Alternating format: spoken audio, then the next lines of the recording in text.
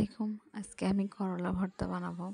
প্রথমে করলাগুলো সুন্দর করে ধুয়ে পাতলা পাতলা ছোট্ট ছোট্ট করে কেটে নিব। তারপরে নুন হলুদ দিয়ে মাখিয়ে নিব। কড়াইয়ে দিয়ে দিব 1 চামচ সরিষার তেল। তেলের মধ্যে সুন্দর করে পাতলা পাতলা পাতলা করে ছড়িয়ে দিব, যাতে সুন্দর করে টালা হয়।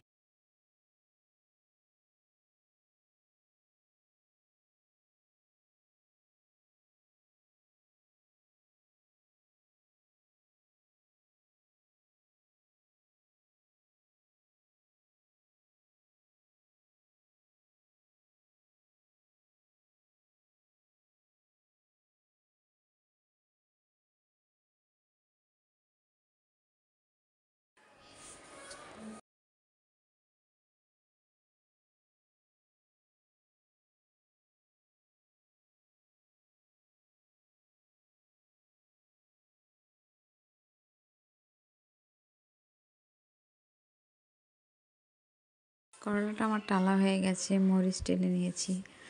এখন দিয়ে দিব শুকনো মরিচ ডালা আর পেঁয়াজ কুচি, ধনিয়া পাতা কুচি একসাথে মাখিয়ে করলার সাথে আলতোভাবে করলাগুলো মাখাবো। এটা দেখতে ভালো লাগে।